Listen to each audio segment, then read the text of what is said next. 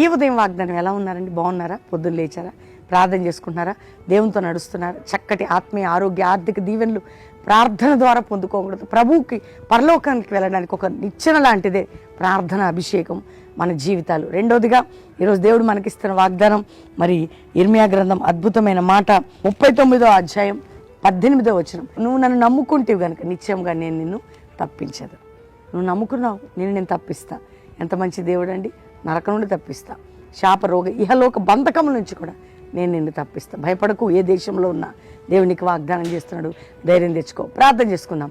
తండ్రి, రక్షణ లేని రక్షణ, రోగులు స్వస్థత, వ్యాధి బాధ, చింత, నిందలు, గాయాలు, అవమానాలు, పోరాటాలు, కోర్టు కేసులు, రోగాలన్నిటి నుంచి విడిపించి, అప్పులు, సమస్యలు, ఏ దేశాల్లో ఉన్న వారి పిల్లలు, భర్త, భార్య ఎక్కడ బంధకాలను తెంచి తోడై ఉండండి. ప్రతి ఒక్కరిని దీవించండి. స్టూడెంట్స్ని, అనేకులని, నాయన చదువుకునే బిడ్డలు, జాబ్ లేని వాళ్ళు, ప్రతి ఒక్కరిని బ్లెస్ చేస్తూ మీ సన్నిధి మాకు తోడుగా ఉంచమని యేసు నామములో అడుగుచున్నాం తండ్రి, ఆమెన్.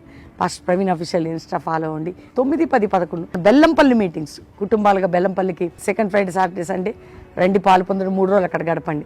మరీ దేవుని బిడ్డలారా, ముంబై ప్రజలు ఎవరైనా చూస్తున్నట్టయితే ముంబైలో సభలు 20, 21, 22 మీ అందరికి తెలుసు. Saint Xavier Technical Institute grounds last time మనం పెట్టాం. ప్రతిరోజు సాయంత్రం 5 గంటలకు 20, 21, 22 28 దైవజనుల సదస్సు కల్వరి ప్రామిస్ ల్యాండ్లో. God bless you.